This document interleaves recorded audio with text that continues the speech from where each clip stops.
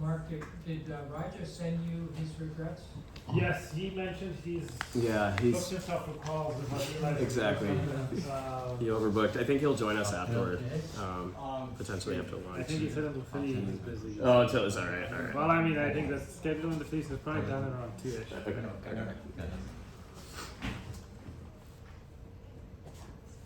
Okay. Yeah, I'm in. Do you want to allow meeting notes being taken by an AI? Or no? No, I'll probably pass on that one. You'll pass it. Yeah. All right, perfect. So let me share my screen real quick. I'm exiting professor in what aviation. Okay, so All right, question for you. Should I sit down? Should I stand? how are you like? Or like, all right. Oh, I don't have. Okay, whatever. So you by If you want, you can can bring you your unmute yourself and Yeah, let me op- unmute. you here. can also open your Alright, yeah, you can also open your Video. uh, Should I do audio. video? Audio. Yeah. No, camera too, if you're comfortable. And camera. Yeah, sure. Great. If I can Thank you. channel my inner COVID Zoom lecturer. What we have left. Perfect. It's not recording. Okay. Okay, I think we can more or less get going. So Professor Gupta, unfortunately, maybe not the best scheduler. I can't be here today, so he sends his regrets. So I guess I will step up and take the honor of Appreciate it, introducing Mark. our speaker today. So we have the wonderful opportunity to hear some of WISC's internal, I guess, interesting problems, opportunities, challenges, etc. So I'm very excited about this. Pavan Yedavalli, he is the head of product intelligence and system simulation at WISC Aero. He leads the efforts to develop large-scale simulation and modeling tools to understand UAM deployments, go-to-market strategies, and operational constraints. He's a PhD graduate from here at Berkeley, so hopefully feels very at home. Very at home. Go Bears. Very excited to have him back. And I think we are all, very excited about this domain, this problem area, and looking forward to what you can share with us, Pavan. So Awesome. I'll let you go ahead. All right, thank you, Mark. I appreciate it, and thanks everyone for having me. Like Mark said, I'm very familiar on our campus here, so it's nice to be back. Just live across the bay in San Francisco, so it's always nice to head over to East Bay and enjoy Berkeley. So a couple of things.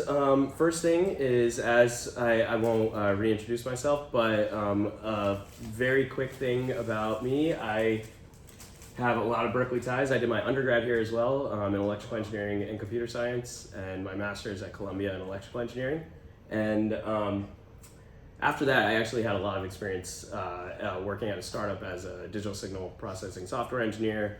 I had a lot of work in wireless systems, wireless communications, wireless power, and that's actually when I started looking more into potential applications of wireless power, and UAVs was one of those things. So I ended up getting some NSF funding to potentially start exploring some ideas related to long-distance wireless power for UAVs. That was back in 2017. UAVs, as of now, still are not quite operationalized in many ecosystems. So we were early then. I'd imagine we're still early now. But what that did was that got me very, very interested in transportation, in UAVs and UAM more broadly. And that actually led me back to academia. And I pursued my PhD here at Berkeley under the tutelage of many advisors across campus, actually. So I had an advisor doing software simulation from city planning, Dr. Paul Waddell. Dr. Raja Sengupta was also an advisor from civil engineering. And I also had an advisor, Dr. David Culler, from the computer science department. So overarching, a lot of my work was developing large-scale microsimulation software to understand the impacts of urban air mobility on metropolitan areas and on transportation networks. So after I graduated, I actually joined WISC shortly thereafter to lead up the effort to essentially develop product intelligence and network and system simulation within Whisk itself. And so the goal behind today's talk is really to talk about autonomous advanced air mobility. That's Whisk's bread and butter. So I want to talk about a variety of considerations. There are plenty of challenges, and obviously there are a bunch of opportunities within the space as well. So, kind of without further ado, what I was envisioning, just as far as this talk goes, the talk is about 30 minutes, 35 minutes, and then afterward Q&A. Does that sounds okay? Awesome, cool. So, first things first, I'll go through a little bit of an outline. Just talk about why urban air mobility, or advanced air mobility now, how autonomous AAM fits into that picture. And then I'll talk about our actual tool that we developed, that my team develops within Whisk, and then eventually get into the other considerations that are part of the ecosystem, specifically vertiports and airspace. So without further ado, I'll talk a little bit about why urban air mobility.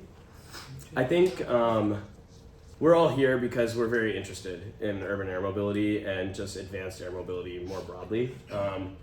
The general discussion has been that the world is going to become increasingly more urbanized.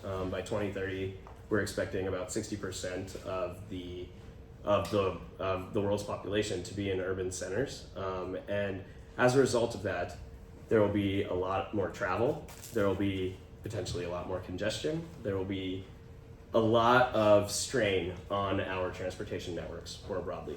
And so as a result of that, there has been increased excitement or revitalized excitement to add to our multimodal transportation network.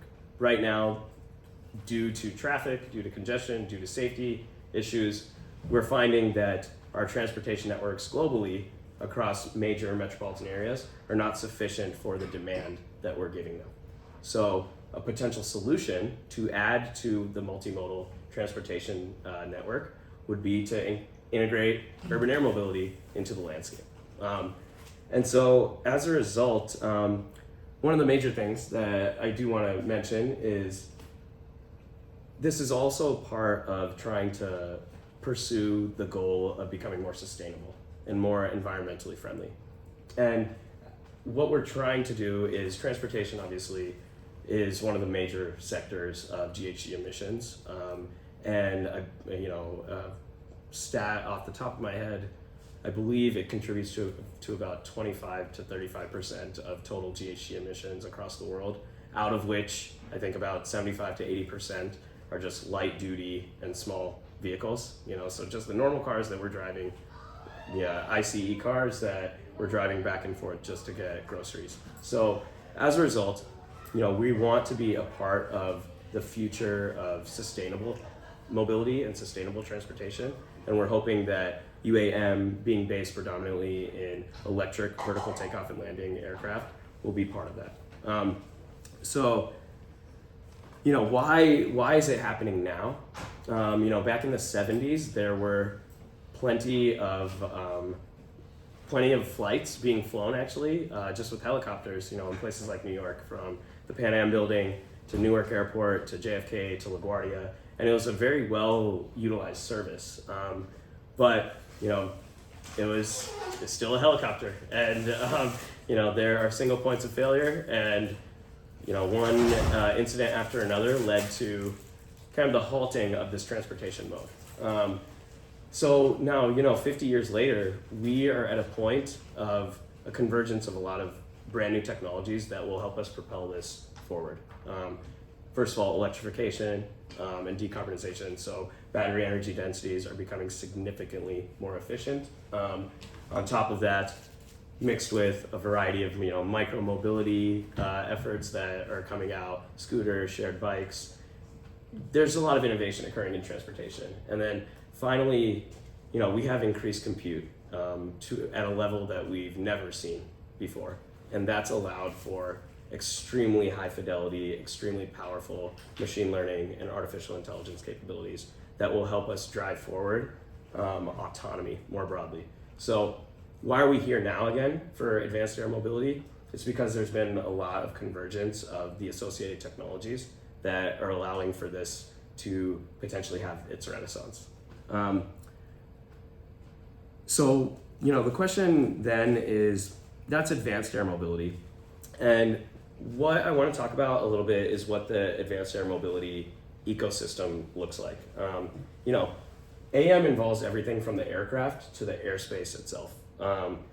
This involves systems, architectures, changing to incorporate the new avionics. It involves, communications infrastructure, C2 command and control links that incorporate all the communication necessary for aircraft to talk amongst themselves as well as on the ground. And then finally, one of the biggest aspects is what the new airspace is going to look like. The new airspace essentially is going to be a mix of eVTOL aircraft. It's going to be a mix of small UAVs. It's going to be commercial aviation still, legacy aviation, general aviation. It's going to start becoming very complex very quickly once we anticipate this at scale. And so how do we start creating the protocols, the paradigms, the standards, and the technology that will enable this ecosystem? So related to that, WISC is focused predominantly on autonomy. We will absolutely not be the first to market in this industry, but we will be one of the first to scale. And the reason for that is because we've gone head first toward autonomy. And so the reason that we focused on autonomy specifically are for three reasons. The first is safety. First and foremost, with safety, it's about situational awareness. It's about being constantly predictable, having consistent decision making, and then obviously acting on all of those inputs that are being given to the aircraft and to the remote operators to make the proper decisions. So all that is paramount to safety. And right now, the bulk of aviation incidents are still due to pilot error, but at the same time, there is an enormous amount of peace of mind knowing that there's a pilot on board. And so how do we start thinking about this transition to having potentially no one on board, but acknowledging and trying to persuade the general public that this is a safer way? So as you can imagine, that's a very uphill struggle, and it's going to be a challenge for the industry moving forward, and obviously for WISC, because we are pushing autonomy. But it's our job to try to align reality and perception as much as we can. And so safety is first and foremost one of the reasons why we want to do autonomy. The other thing is that there's a scalability factor associated with autonomy. It'll allow for seamless densification of the airspace. It will allow for a growing amount of coordination between all the aircraft, between all the folks on the ground. And so autonomy will give us the ability to keep that loop as closed as possible so that we can make decisions more quickly. In congested airspace, that's going to be the make or break point between an incident and not having an incident. So scalability is a huge thing. And obviously we want this to be a mode for all.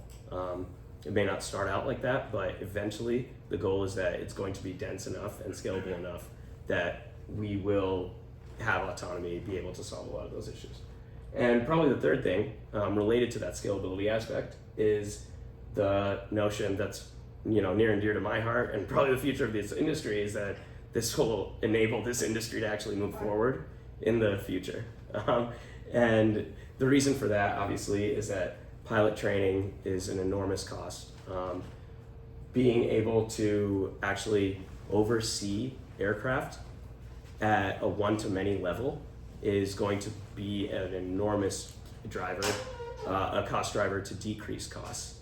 And obviously with C2 infrastructure, with avionics, with vertiport data, all of these things, once they're scaled with autonomy, the costs are expected to go down significantly. And then that'll make it not only a viable industry, but also a viable mode of transportation for everyone. So the question is now, we know that autonomy is going to be a major component of the future of this industry.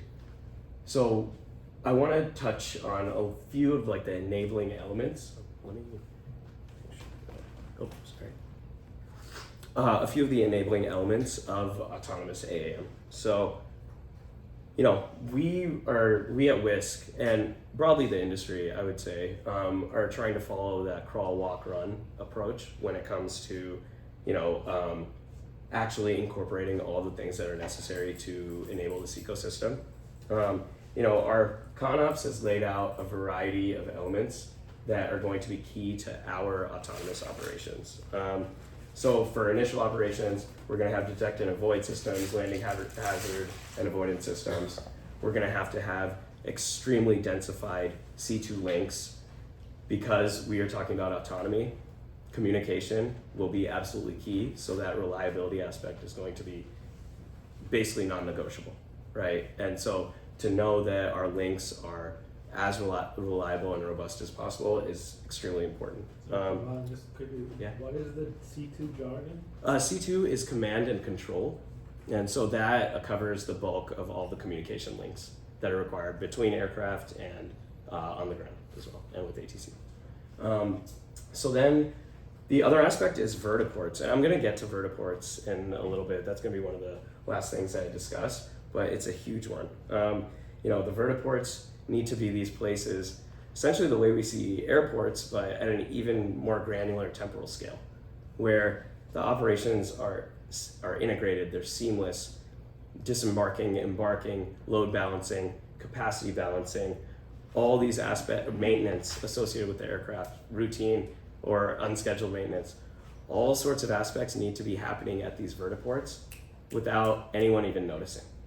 And so in order to do that, we're going to have a very well-oiled machine. And then, so on top of that, we also require PSUs, which are the providers of services for UAM. And so these are kind of like the supporting partners to help us, you know, evolve air traffic management, help us understand all of the necessary data that we need, weather, obstacle avoidance, vertiport data at a shared level. So there's that aspect from PSUs. And then finally, there's the aspect of airspace. So IFR is the routing that we intend and anticipate to be flying for autonomous operations. And right now, at the very beginning, we'll leverage existing helicopter routes. But soon enough, the goal is that we want to streamline that entire routing process to be automated and to essentially have dynamic corridors. So this is an important aspect that will be gradual, I'll say, and eventually we'll get to a point where virtually everything is automated and digitized. So related to that, and I had touched on this just briefly earlier, is this notion of what we call the multi-vehicle supervisor, which is essentially the ratio of personnel overseeing aircraft. And right now, when we have a pilot, obviously it's 1-to-1, often even 2-to-1, where it's 2 pilots to 1 aircraft. The goal is actually, in order to decrease costs, in order to increase scalability and seamlessness of the operation, we actually want to have the multi-vehicle supervisor be able to oversee multiple aircraft simultaneously. And I'll show after this, I'll show a couple of interesting videos to give you an idea of what this is, of what this paradigm looks like in practice. So, you know, the whole idea behind that though is that requires a ton of coordination, a ton of time-based tactical deconfliction amongst the aircraft. And all of these things are going to be necessary to train to some extent as well. You know, maybe not the full pilot training, but certainly an extensive amount of training for these multi-vehicle supervisors. And eventually, you know, we might start off 1-to-1, that might go to 1-to-3 aircraft, and then eventually, one to many. Maybe that's 5, 7, 10, maybe even 20 over, as the years go by. So with all that being said, I want to show, a little bit of what Whisk has done. We've developed over 5 generations of aircraft right now, over about 15 years, and we've flown thousands of flight hours. So just to kind of show you where we've gone, a bulk of these aircraft have been either autonomous or piloted, and the whole idea is that we're trying to get learnings from both paradigms to understand exactly what's going on. So Gen 1 started in 2011, so a long time ago, where Whisk wasn't even Whisk. Whisk was Z Aero at the time, and it was Larry Page's pet project. And then we start evolving into a much more programmatic design, much more focused on safety. And then so Gen 4 and Gen 5. Gen 5 is actually, we fly that aircraft a lot. It gives us a ton of learnings about operations and about what we need for riders themselves. So just all electric power? these are all electric, so fully electric vertical takeoff and landing aircraft. Yeah. Sorry. This way, sorry. So that kind of brings us to our holy grail, which is our Generation 6 aircraft. And what this is anticipated to be is the first self-flying, 4-seat eVTOL air taxi. And this is the one that we intend to commercialize and bring to market. So we have this aircraft down at our site. It's really a sight to behold. You can enter it, you can experience a little bit of what it means to be in this type of aircraft and what that experience could be.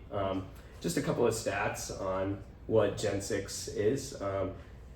It's gonna hold four revenue generating seats, and it'll also include their baggage, carry-on items, things of that nature. And the payload will be about 900 to 1,000 pounds. It'll fly between 2,500 and 4,000 feet. And it has about a 50-foot wingspan. So it's not a small aircraft, it's also not a big aircraft. But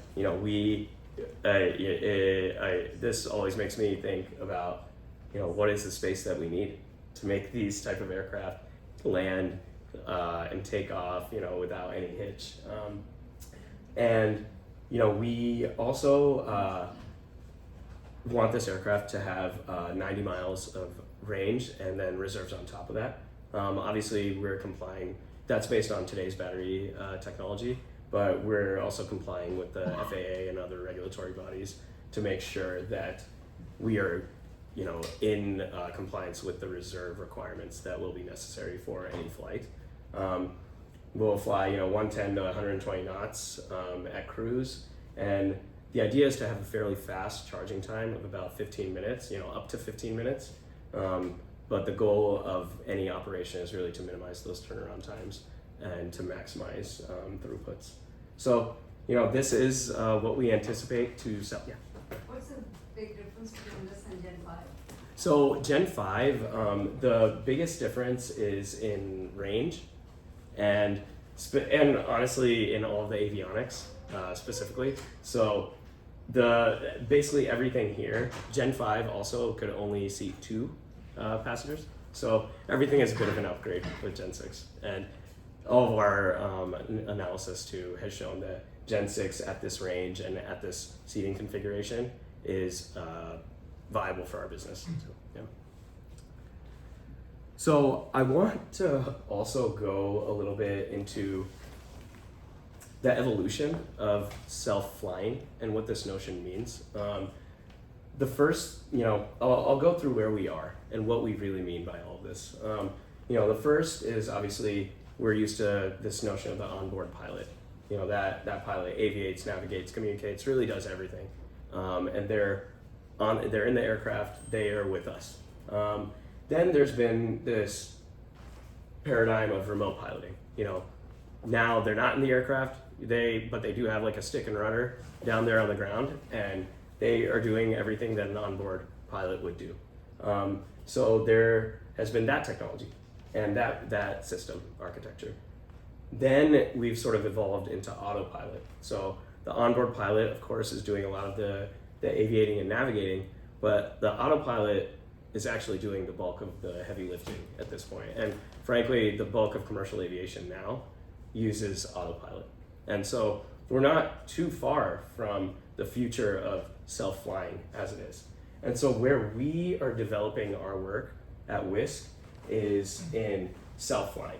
So the aircraft is aviating autonomously, but we have a ground-based operator that is providing the over-the-loop navigation and communication oversight.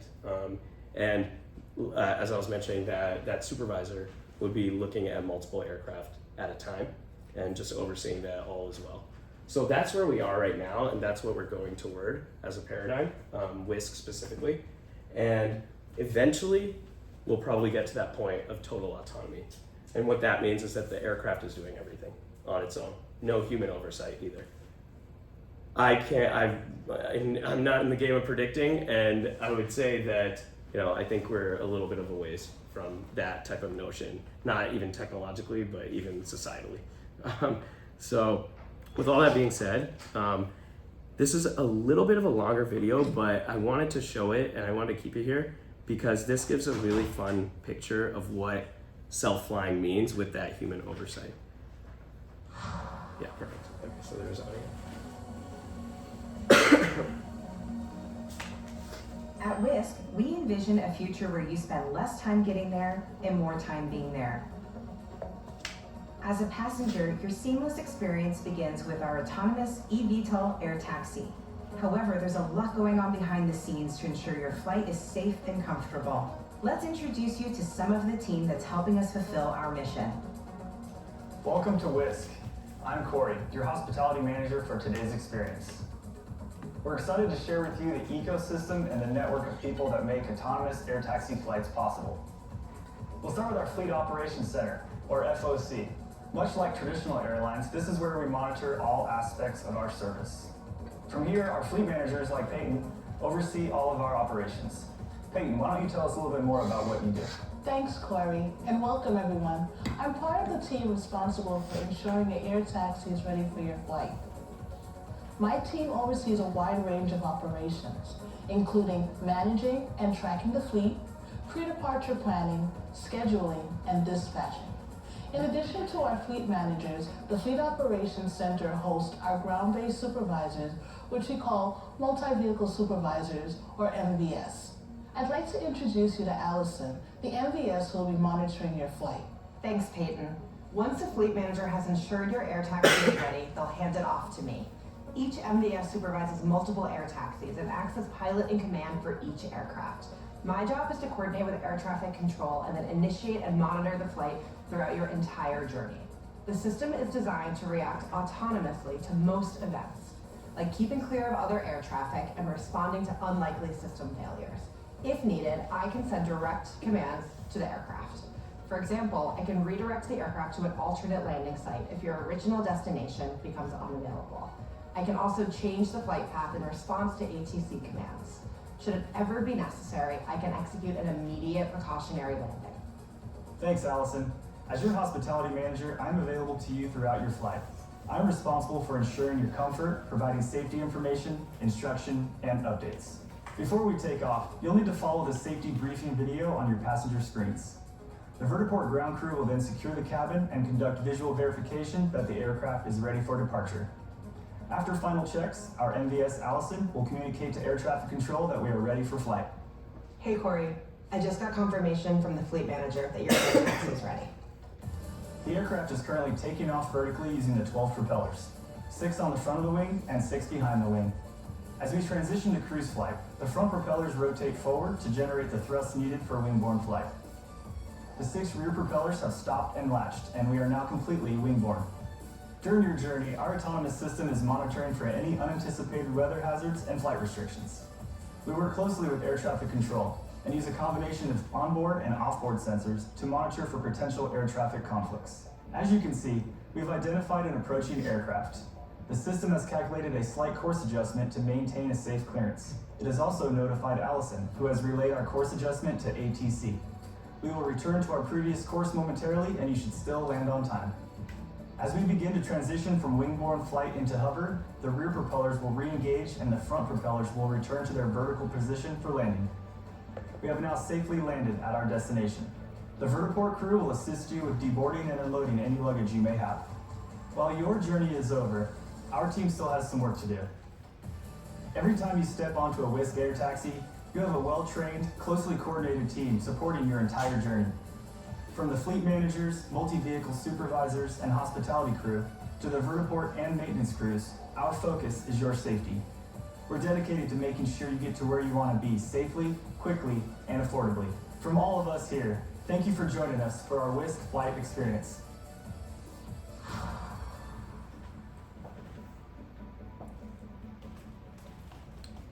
So yeah, that just gives a little bit of a flavor of what that experience would be for a rider, and generally speaking, what even a ride would require from an oversight perspective, from an airspace perspective. So it's exciting to see. You know, it's like we're trying to make that a reality. There we go. Yeah, perfect. But in order to make all of that a reality, you know, one of the major things that we need to go through necessarily is certification. And we need to certify a variety of aspects of this. The first is actually getting the aircraft type certification, which is the Part 23. And we partner with the FAA on autonomy. You know, we are their friend and ally. They're our friend and ally, where we are helping to drive a lot of that autonomous AAM policy and all the requirements. We're one of 2 U.S. companies that are active with the FAA doing this. So we're well on our way to type certification. You know, related to that is all the ground systems. Those need to be certified as well. That's part of the Part 23. And then also we need to get our production systems fully certified, and that's our Part 21. And the whole idea is that we want to build out our production capabilities to scale manufacturing at the rate that we need to support our operations. And so this is a lot about quality management and a lot about establishing what all the what the manufacturing and supply chain would look like. So that's the Part 21. And then finally is actually getting our operational certificate, which is the Part 135. So this again is trying to establish and demonstrate our capabilities operationally. We'll probably start with surrogate aircraft like a helicopter to actually get an understanding of what's required. And then from there, you know, we are again working with the FAA and other international regulatory bodies to help us to really drive the requirements and the understanding of what's needed for autonomous operations. So we are. EIS, sorry. Oh, EIS is entry into service. So yeah, we're well on our way. You know, it's like this is a big multi-billion-dollar effort. It takes a lot of time. It takes many iterations with the FAA, with other regulatory bodies. So type certification of our aircraft, of our Gen 6 is in progress. Operational certification, Part 135 is also in progress. And then our production certification is on track. You know, so we are extremely excited for these next steps, and certification is, you know, a huge milestone for the company, for the industry, to really start pushing forward. Sorry, what is G1 and G2? So G1, that's part of the process to get that type certification. So we basically need to show, we need to go through like the programmatic reviews, such as SRR, PDR, all these types of system engineering reviews to essentially populate our G1. And then that's what we feed to the FAA. They give us feedback. They say, you know, this looks good. There are some red flags here, some things that need to be looked at. And then it's a very iterative process. So G1, G2, and then the final type cert. So that is all of Whisk. You know, that's our company, the mission, the objective, you know, and showing the aircraft and what the operations could look like. So I'll spend the rest of the time talking a little bit more about the details of the work that my team does and the work that we do, and also a few of those additional constraints like vertiports and airspace. So without further ado, so my team, after I had graduated, I sort of spearheaded this effort to develop this large-scale simulation and demand modeling software in-house within Whisk. And so what we developed is something called SCOPE, which is short for simulation, coordination, optimization, planning, and engagement. And the whole idea is that it's the data-driven tool that we use in-house, that we've developed, and that we use across the company to understand what our target cities should be, what deployments make sense in these target cities. And what I mean by that is what sort of network of vertiports makes sense. We want to assess the demand at these in these different networks. What will it look like at entry into service? What will it look like at scale when we have 10s, 20s, 50 vertiports in a particular metro area? And then from there, not only do we understand what our total addressable market is, then we can start narrowing down and understanding and identifying routes that make sense, that will be our money makers, that will be the ones that we need to really show a seamless understanding of the operations. And then from there, we can evaluate the profitability of routes. We can also start understanding at a very, very granular level what's happening at the vertiports. And what that means is, and I mean, he has done a ton of work on this as well, in academia, but what that means is we want to understand, once we have this demand, how do we pool the demand? Do we have available personnel to support these aircraft, moving them from the FADOs to the gates and vice versa? Do we have enough personnel for maintenance? Do we have fleet available for when demand is there? And all of these are not only time dependent, they're location dependent, they are vertiport size dependent. There are so many parameters that are important to understand exactly what makes a deployment not only economically viable, but operationally viable too. So that's what we can understand with SCOPE. So we use this very, very heavily for our airline, for our go-to-market partnerships, for our understanding of our finances and what business models make sense in which cities. And we actually have a white paper that we put out about a year and a half ago. I think many folks have taken a look, but that gives an even more detailed picture of what SCOPE is. So, just giving an idea of, we have a broad go-to-market strategy. This is not a US effort, or a US problem. This is a global problem. So we have cities all across the world that we are identifying as potential markets. That includes, obviously, many of the major American cities. We're going into APAC. We obviously are looking into Europe and South America and India and a variety of countries where this will be a viable mode. So what SCOPE does is that it can give us an idea of what those deployments can look like. And I'll go into a little bit of detail of how we are able to do that. So very, very high level.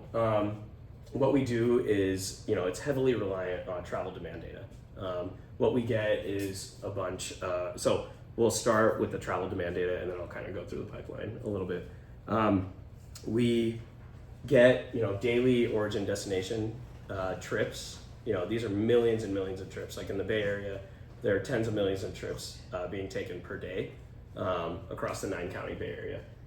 In LA, again, even more than that. New York and Tokyo, even more than that. And so these are all trips that we are able to get from many of our data supplier partners. So this is mobile phone data, connected car data, obviously anonymized, but we have an extreme amount of coverage for travel data for us to basically, that'll basically power the bulk of our insights, because now we can understand how people are traveling in these areas. And to be clear, travel data already reflects a lot of differences in a lot of these metros, right? LA is a very sprawled, congested place. New York is a little bit denser, but extremely congested in its own way. But the penetration of particular modes is very different. LA is very auto-centric. New York, there's a significant number of people who take public transit. And we've noticed these differences from the travel data already. And that obviously gets reflected in potential UAM ridership too. So what we then use the travel data for at the very beginning is to do vertiport network design. Amin and I, we did a lot of work on, and Shin, who I think is on the call as well, we did a lot of work on vertiport network design. These can be, optimization-based approaches. A lot of these are facility location problems. We have used unsupervised machine learning, k-medians clustering, k-means clustering. Here at WISC, we use a variety of those methods. We also have looked into reverse combinatorial approaches. There are many ways to find optimal locations, but at the same time, these are often, due to computational constraints, often local optima. And so having a variety of ways to actually to find where the optimal locations of these sites could be is important. It provides a robustness. With all that being said, optimization of, theoretical optimization of these locations of vertiports is exactly that. It's theoretical, but this is a very on-the-ground problem. And I just want you to know that at the very beginning, the industry more broadly is expecting that the bulk of early sites for vertiports will be existing sites. It'll be existing aviation sites, maybe other sites outside of aviation, but they'll be requiring a ton of retrofitting. And so, to be clear, at the very beginning, we are anticipating that a lot of the initial operations will be based out of airport-based vertiports. But in LA, just as an example, right? It's like these are all the major airports: LAX, Long Beach, Santa Ana, Burbank. This is a downtown LA helipad, but there's Santa Monica. You could tell this is what an aviation network looks like of existing sites. This is what optimization tells us from the travel demand data, using a variety of methods: clustering, unsupervised k-means, k-medians, reverse combinatorial. We get to a point where we see that where these sites are is very different from where they ought to be. And so this is kind of something that we need to reckon with as an industry, that we will probably start off in suboptimal locations, but they are optimal in other ways that allow for easier operations, that allow potentially for more seamless airspace. They're trade-offs, essentially. And the whole idea is that over time, we'll probably end up scaling. It may not be 8 vertiport sites, it might end up being 20 vertiport sites, where 10 of them are more closely toward optimal sites that are greenfield sites. And so this is going to be the likely approach, where it's hybrid, mixed with existing aviation, mixed with new sites down the road, But it's something that we want to keep considering, because vertiport locations are hugely important to the value of UAM and of the service itself. When you say allocate each trip, do you mean each trip that you think will be made by? Exactly. Okay. Exactly. So basically and I'll get into that, Mark, because this is just another snapshot of what optimization of vertiports could look like in a dense network. Just putting it into perspective, the New York subway network has, I want to say somewhere between 100 and 150 stations. It's like we're not going to get to that density anytime soon, but the whole idea is that you want to have the availability of this mode as quickly as possible. That's what brings value. So eventually we'll get there. And to your point, Mark, what is interesting about what we mean by these potential riders? So the next part of this is the micro-simulation aspect itself. So we simulate these millions of trips across this metropolitan area's network. As an example, LA. We simulate all these trips. We understand what their travel times are for those trips. And then what we do is we assign trips that are often 30 minutes or longer to UAM itself. And that UAM trip is a multimodal trip. They go from their origin to their nearest vertiport, the origin vertiport. Then there's a level of transfer associated at being at the vertiport. That's a dynamic thing related to fleet availability, related to personnel availability, related to other demand and other riders to pool. So they're transfer times. And then there's obviously the actual trip in the air from the origin vertiport to the destination vertiport. This, obviously, we use our aircraft characteristics and constraints, but to some extent, this can be broadly changed to potential, what our aircraft can be 10, 20 years from now. And then eventually, once they get to the destination vertiport, we then simulate their ride from the destination vertiport to their actual destination. So this is a lot, right? There are multiple legs to this journey, and that all needs to be significantly more valuable in time or cost or a mix of everything to make it better than the current mode, whatever that case may be. It might be driving, it might be taking the bus, that's $2.50. There are all sorts of ways that we need to understand how much better UAM can be. And we have developed a pretty robust choice modeling choice modeling framework as well within scope to understand what those parameters are. The bulk of scholarship, transportation scholarship, says that travel time, cost are the two main ones. But we're also seeing that there are things associated with inertia of transfers, waiting times at these vertiports are a major thing. These are all things that we need to start considering when we're talking about the value of this mode.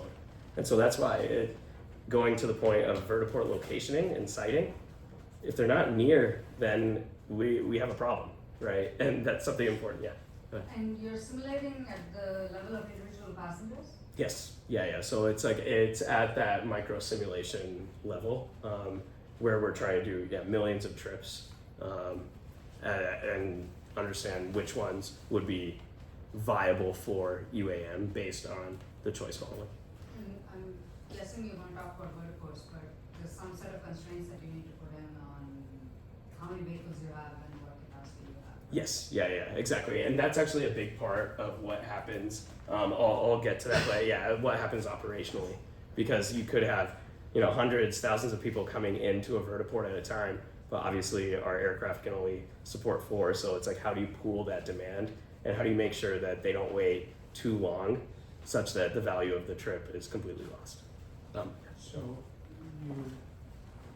you said the Bay Area is something like 10 million trips a day, and they probably 20 million trips a day. Yeah. Does your simulation give you some sense of how many millions are you talking? Yeah. So are you talking thousands of millions? So it's interesting because what we've found is from a total addressable market, folks out of those tens of millions of trips in a metro area who may be able to benefit from UAM, it's usually around the several 100,000 mark potential. But once you actually get down into real operations, and that's what I'll get to here actually, once you get to real operations, what ends up happening is that we can only support several thousand per day. And so we're talking ultimately, 500,000 out of 10 million is already just 5%. So and then out of that, it's an even smaller percentage. So you're not going to make a dent in congestion. Exactly. The first motivations that drives this whole thing. Yeah, and I'd say that it's not a dent into congestion. It's what it is, and that's why I want to be very, very clear on the fact that this isn't intended. And I think actually the beginning of this industry was saying that this will be a panacea to congestion. The fact is, we first of all will not make a dent at that level, even at scale with all assumptions going along perfectly. The second aspect is that doesn't mean it's not valuable. And the reason for that is because as we continue to create different modes and create a more multimodal transportation network, then we can start using space in a different way. right? This is more human scale, where potentially now we're talking about transit-oriented development. Now we're talking about, building around vertiports as a potential thing. So it's an important point, and I actually, from a transportation perspective, I do think about that a lot. That as that continues to be part of the story of UAM, I don't think it passes muster. So the follow-up question Yeah. to your convincing answer is, Yeah. why then try to optimize the whole thing in such a huge complex optimization rather than being tactical and looking for specific types of trips in specific types of locations and target your system for Yeah. that, and then see what happens 20 years from now. Yeah, it's a good point, and I think that's actually one of the directions that we as a company and the industry is going, where we're trying to identify more of those targeted use cases, and I'll almost be done. And then more of those targeted use cases, and understand, is there greater value being created for those specifically rather than a mass mode. So it's definitely something we're looking into. So like I was mentioning, one of the major aspects of scope is a module that we call deployment sim. And so this is kind of what funnels it down even further, right? This gives us the potential demand, but then it goes into what the constrained operations look like. Fleet availability, what minimum vertiport configurations we need, how many FADOs, how many gates, what our turnaround times look like. And ultimately, these are all of these constraints and what personnel we need that will help us service the aircraft. These are all constraints that will end up being what bottleneck a lot of the demand that we can service. With all that being said, there's still a huge pie, and it's one of those things where we're trying to understand a little bit more of how to target that a little bit more directly. So I'll end with the last couple of things on vertiports and airspace. So these are really important because these are part of the ecosystem that we are obviously trying to build an aircraft, but at the same time there are a ton of operational challenges to make this a reality. And I'll say that vertiports more broadly are one of the biggest challenges and opportunities. Siting of vertiports is a huge component of it, but we're going to have a variety of vertiport types in a network. Some might be super small on the fringes in the suburbs, like a one FADO, one gate. Others might be absolutely enormous hubs that are 3, 4 FADOs, 10 gates, 15 gates. And others will be on the airport, at airports, which will be constrained in their own rights. Others will be, off of water near skylines right off of Manhattan. And so all these things are going to be very, very different, and they require different sizes, different utilities, different infrastructure. And so that's something that we really want to start looking into. I think the bulk of the room here understands what like a vertiport layout would probably look like. There is the area, the touchdown liftoff area, where the vertiport, where the aircraft ends up landing and taking off. And then they need to taxi from that area, from that FADO and TLOF area, to a gate. And obviously the layouts, NASA has done a lot of work about layouts and what makes sense for particular configurations and throughputs. But this isn't a closed loop problem, right? We need to understand that this might work near Long Beach, but this might work in downtown LA. But that we might not have space for that in downtown LA. And those are the things that we need to understand. And then, as I was mentioning before, I think we're going to do a lot of retrofitting early on, especially with heliports and a lot of existing aviation infrastructure at the very beginning. And the goal is that over time, as funding increases, as demand increases, as we start seeing this mode come to scale, then there will be more purpose-built vertiports that are in more optimal areas. And then I'll get in, and very quickly I'll just touch on the fact that in order to make vertiports, you know, in order to mitigate that risk, we want to focus on standards. We as an industry, right? It's like we want to have the same type of charging standards, the same type of C2 comms standards. You know, all of these things are important so that all types of operators can come in, all types of aircraft can come in, and there isn't a constant difference in the way that operations have to go depending on the operator or aircraft. So it's a big focus that we're having with partners and the FAA. And then finally, I'll just talk about airspace. Autonomous aircraft, autonomous eVTOL will be focused on IFR routing. Our piloted friends who will enter into market earlier will be doing predominantly VFR. So there are pros and cons to both, the trade-offs to both. IFR, obviously, we believe will be part of the more scalable and safer approach moving forward. But we anticipate that we'll be flying in, you know, Bravo, Charlie, Delta airspace for the majority of the flight, and then Class G, you know, near for takeoff and landing. And the whole idea is we currently have a lot of legacy-based airspace structures and procedures. And what we want to start doing as an industry, and WISC in particular, we're driving this because we are fully autonomous, and the first to do fully autonomous is to make sure that we are moving toward automated flight rules, which is really the holy grail. Like, we want everything to be as digitized as possible, as seamless as possible with ATC, with air traffic management, with the aircraft themselves. And the goal is to really have like these dynamic UAM corridors that are constantly being, that are highly trafficked, but highly regulated. So, you know, with that, there are a lot of routing and airspace questions to be had.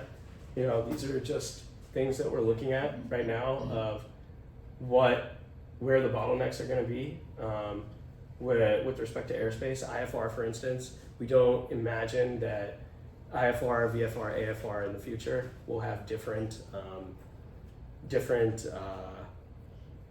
routing inefficiencies, but they may have different separations. And that's something that we need to start considering. And that, you know, separations will affect throughputs, and that's something that we and others are working on with the FAA and other regulatory bodies. So these are all, you know, open questions that we're all trying to explore. So I'll finally just end with a video of a little bit of inspiration and motivation. Stop.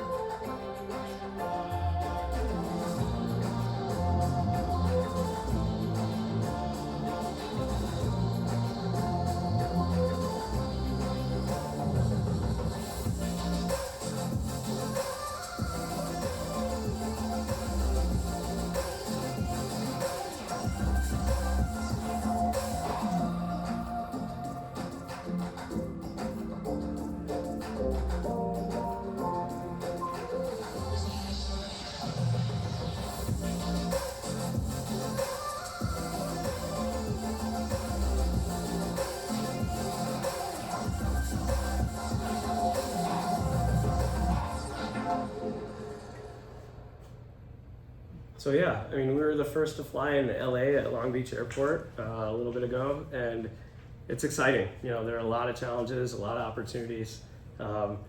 There's a lot to do moving forward. It's very exciting to be a part of it from an industry perspective, obviously starting off from an academic perspective. But we are very excited to continue to build and go into uncharted waters. Okay. Thank you.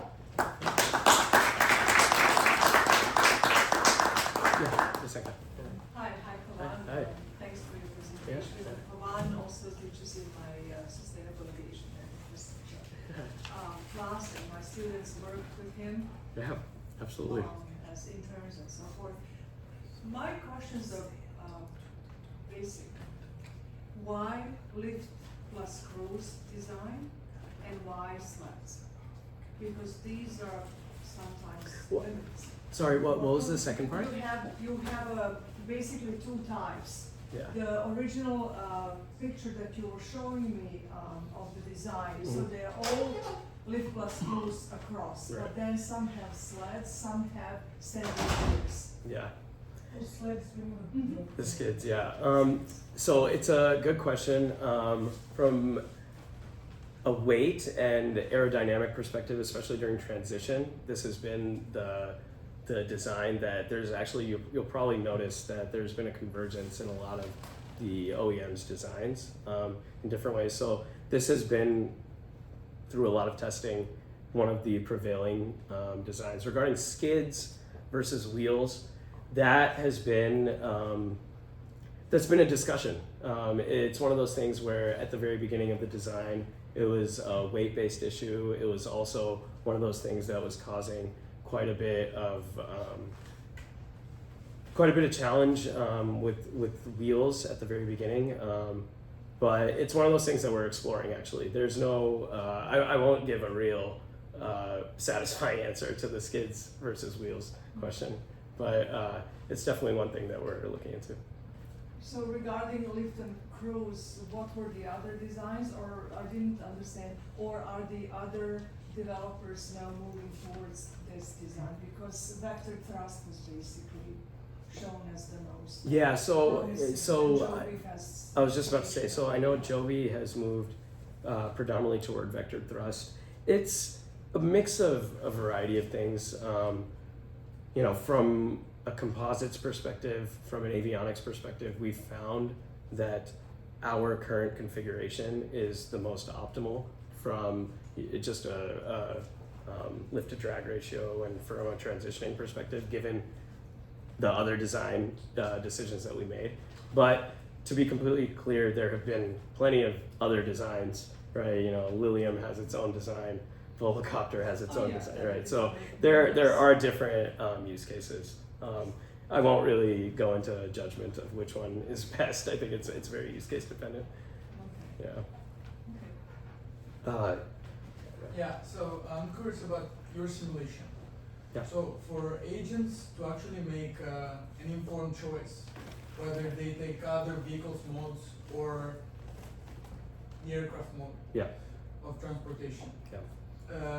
Do you also simulate from a value point of view, value of money, value of time? Absolutely. Do you also simulate with traffic models? Yeah. The ground-based transportation. Yes. So let me address the 2 points here. So the first is we do incorporate value of time and willingness to pay. That's a huge component of our choice modeling to understand exactly, are these not only viable users from a travel time perspective, are they gaining value from it, but are they capable of actually finding value and spending that extra dollar to take this mode? So absolutely, that's a huge component.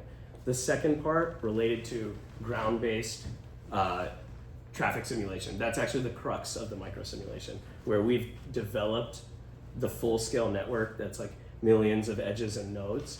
And actually the bulk of a lot of my early PhD work was creating that broader micro simulation platform to actually simulate these vehicles on the road to understand what the congestion levels are. So we use that at a very basic level to understand what the congestion patterns would be.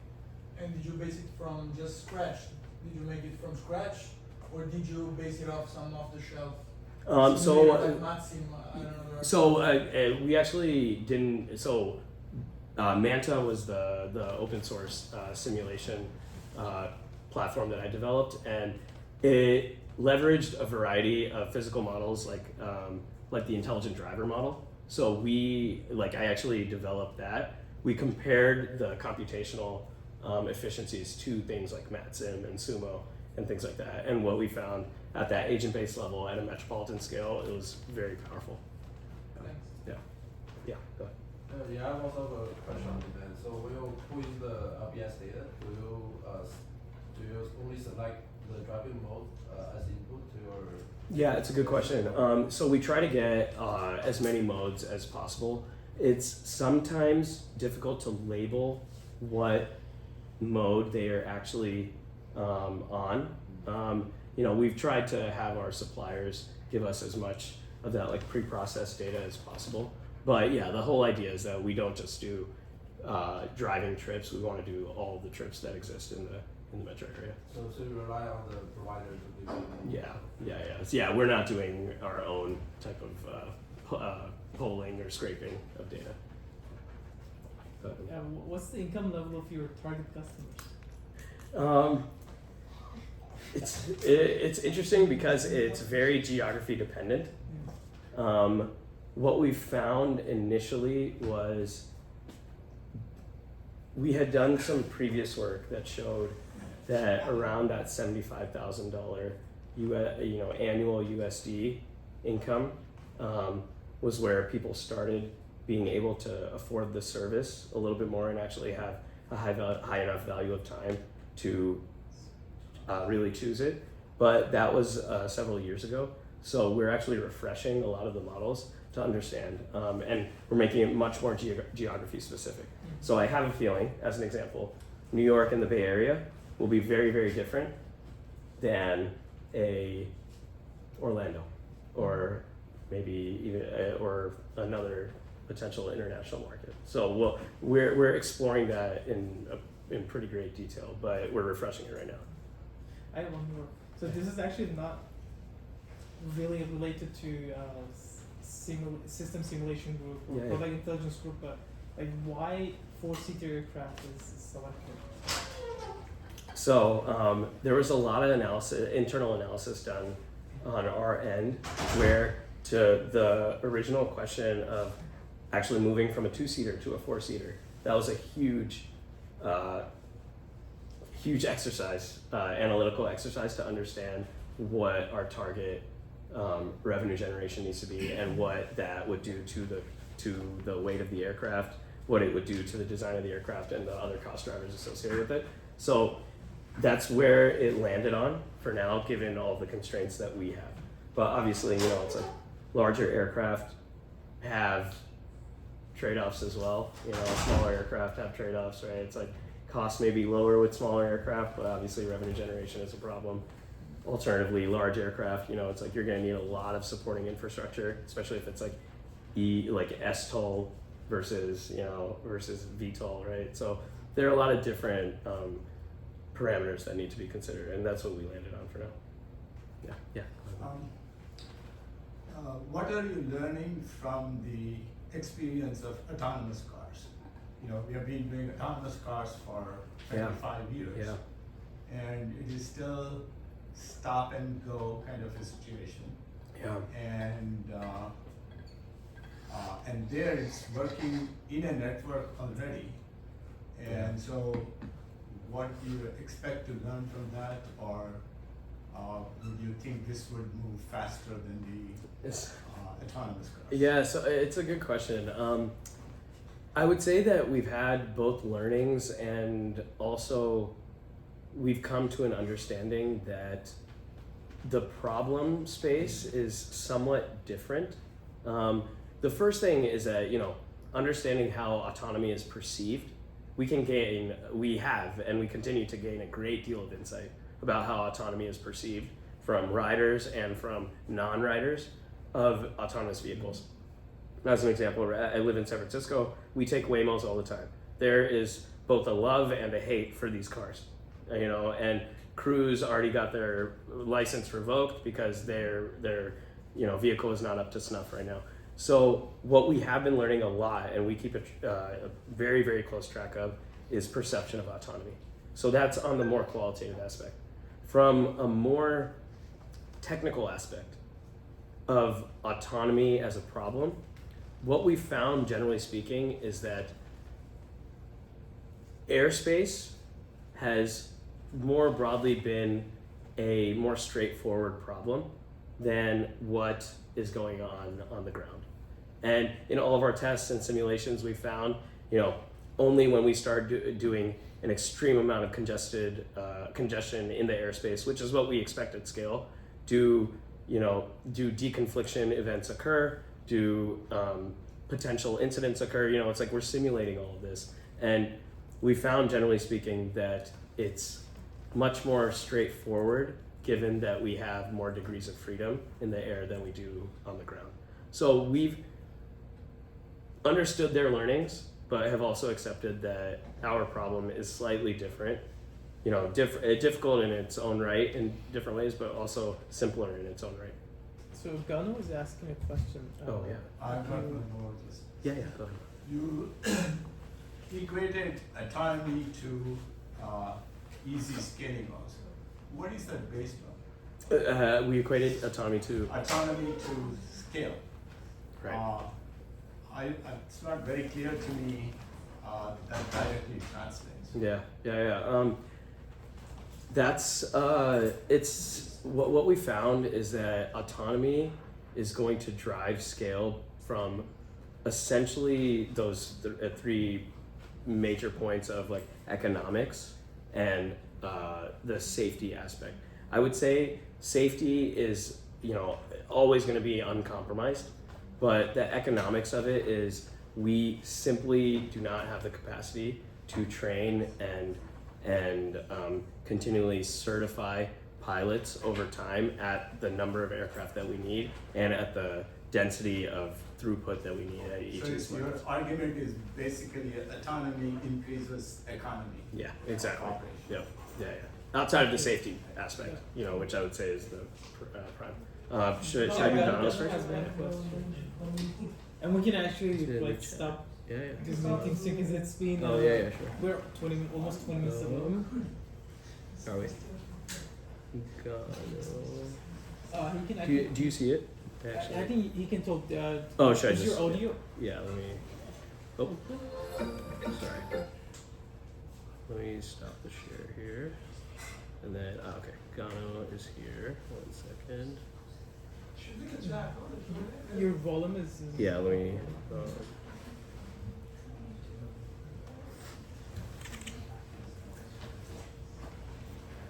So I'm gonna stop recording. Gano, I think you can go ahead. I think we can hear you.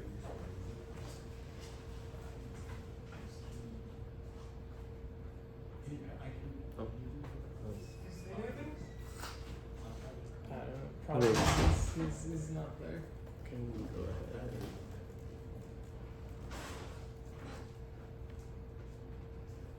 Is a colleague of yours, Carlo, is a colleague? Yeah. You know, maybe in the meantime, while Gano is responding to that. Yeah, go ahead. Hey, so I have Oh, sorry. two questions. Oh, sorry. Let's meet you again. Yeah. One is, first let me say, maybe I'm being recorded. But I think we stopped. I like the Pavan talk part of the talk more than this part of the talk. I did too. But okay, so the two questions, right? One is about the airspace. Most of the operations you're looking at are under 5,000 feet. Yeah. And most of the traffic, almost 50%, most of the traffic, around 50% in that altitude range is VFR traffic. Yeah. Right? Yeah. So if you go and start operating IFR in there, you're actually gonna, I mean, it's a big nightmare for the industry because pilots don't want to be told, okay, don't go there, because you already have restricted airspace and VFR people, right? And ATC finds it harder. Like for a VFR pilot, the plane is not really so much of the problem as it is managing the workload. Yeah. Right? So when ATC tells you that look for an aircraft here, you're taking 2 minutes to just find the aircraft, right? Yeah. Now imagine 10 of these just crossing the corridor or even just, it's a nightmare. Yeah. Right? So I don't know how the airspace side of people, aircraft side of people are thinking about that. Right? I mean,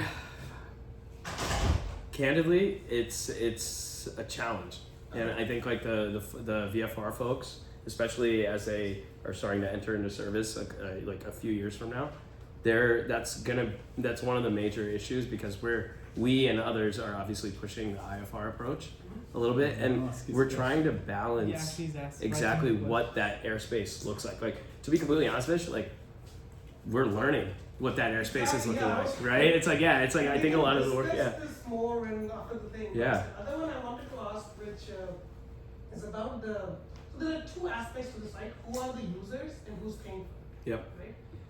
And a lot of what you discussed and showed focusing on the users, like finding out who's going to be benefiting from it and data and all that, right? But then when it comes to the paying part, right? You showed a bunch of vertiport ideas, right? Just from Whisk's standpoint, where does Whisk place itself? Does it say that, all this infrastructure, I'm assuming it exists and I'm going to show you how to operate there? Right. Or is it saying, some of this infrastructure I'm going to be funding, or I have stakeholders who will be funding this? So it's predominantly the latter.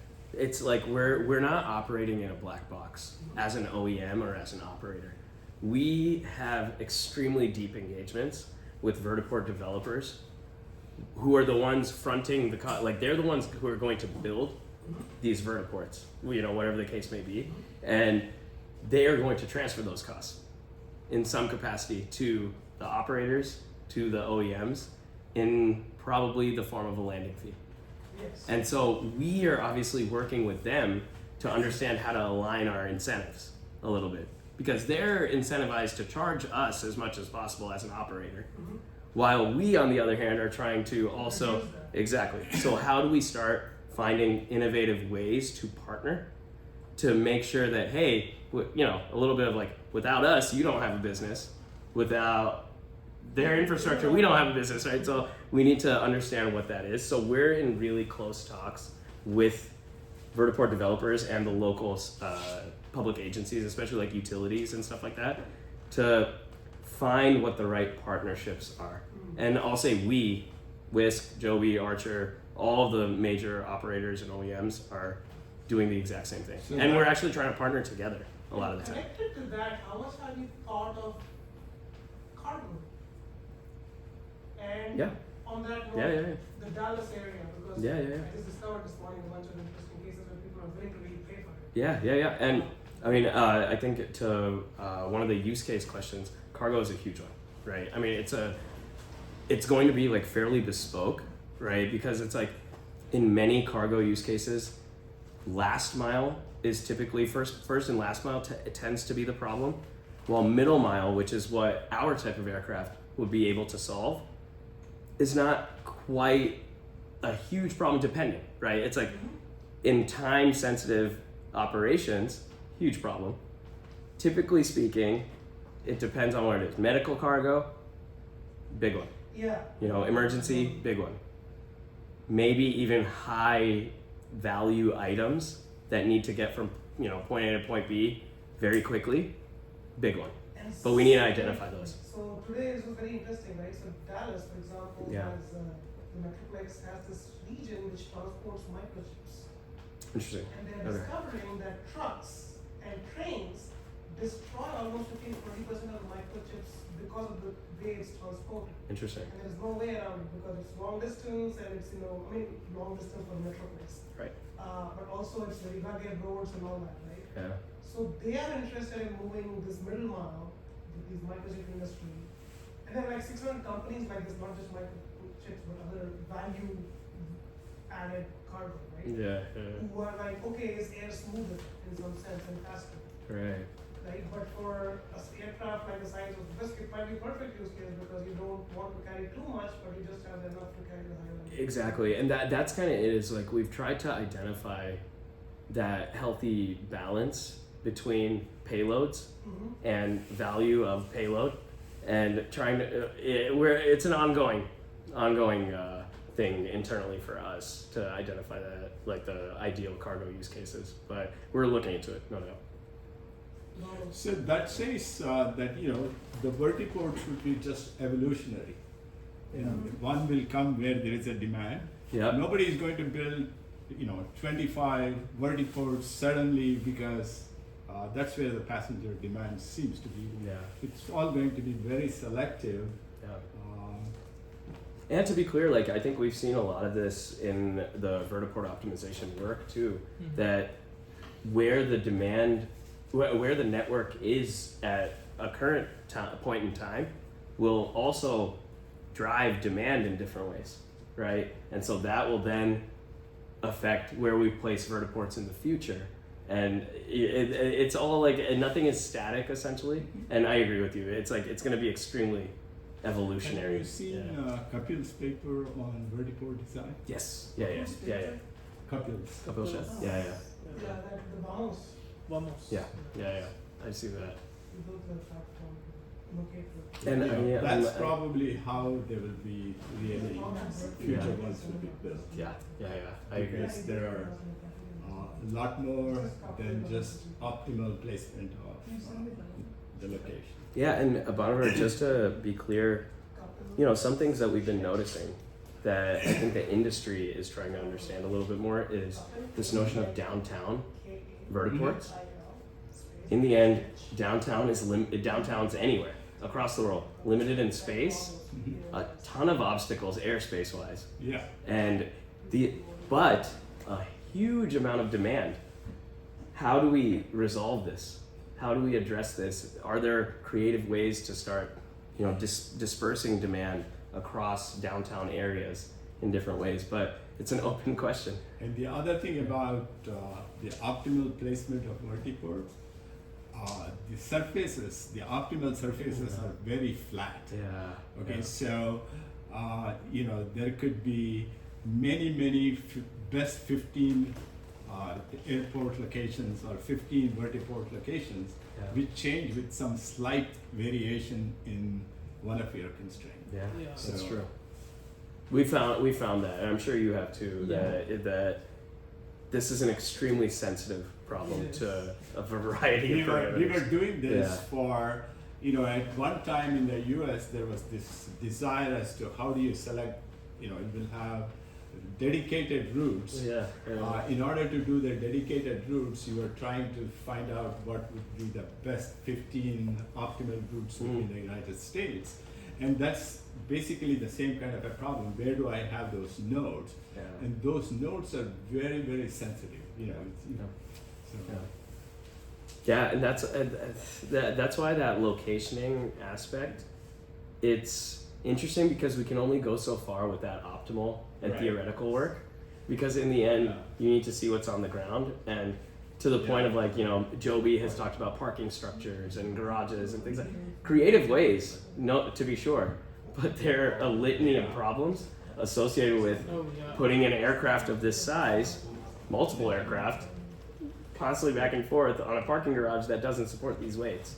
And then all of a sudden the retrofitting becomes a problem. Also, these aircraft are taking maybe at least 20 aircraft of space. Exactly. So you're replacing 20 cars with 4 passengers. Exactly. Exactly. See you, Pavan. Thanks, Bonnevere. Anyways, Appreciate it. Nice That was questions. Nice talk. Yeah, thank you. Nice to meet you, sir. Absolutely not good to do it. Nice. Thank you. Terminating it. All right, should I end this? I've got 2 Gano questions here. he never He responded. actually sent it to me. Oh, Do he you sent want to it to you. answer? I don't have a question. Please. Go ahead. Yes. Jet Perfect Foundation. Okay. Free is money. Okay. Research Oh. further than. Okay. We're gonna have our. Yeah. We're doing a seminar series as well. Gano, I'll try to answer if you can. If you could just give me a thumbs up that you can hear me. Was that you? That's right. Right. Alex Brand. That was my seminar that we did. All right, maybe not. We lost him. Yeah, That's our emphasis. I can. I can follow up actually. Oh, he can. Okay, perfect. Gano, so regarding your first question about wheels, so obviously the landing patterns change very slightly, but for the most part, yeah, we have found that the landing between skids and wheels is fairly similar. But there are other constraints associated with having wheels versus having just skids. So it's an ongoing discussion that we're having for potential design changes in the future. But we'll see what we do. Regarding the second question, yeah. So I mean, the flight termination system. The whole idea is that we need to have as many redundancies in place such that that scenario or that outcome is as low a likelihood as possible. In the event that we have that, we obviously do have the multi-vehicle supervisor that theoretically will have consistent communication in a link that is completely not susceptible to any other issues. So it will always be in communication with the aircraft. So the whole idea is that that scenario would be very, very low likelihood, and we would have a ton of redundancy in place to make sure that that failsafe is accounted for. So that's the goal in our design approaches. So I hope that helps. Great, thanks a lot, Pavan. Right. We asked a lot of questions no in worries. 30 minutes. That sounds great. Over. Okay, have a good one, everyone. Bye, everyone. So I'm gonna end this. Thanks. I think I need to wait until this completes. Oh yeah, it's like that thing. I can keep the computer. Yeah. Oh, it's fast. Yeah, it's not bad. Alright, hopefully, Yeah, hopefully thanks a that's lot, useful. man. Yeah, awesome. Alright, good. I'm glad. Yeah, it's like obviously I need to do all my Whisk promotion. I could get into more of the academic discussion. That's great. So, Appreciate it. Yeah, no, thank you. Thanks for coming.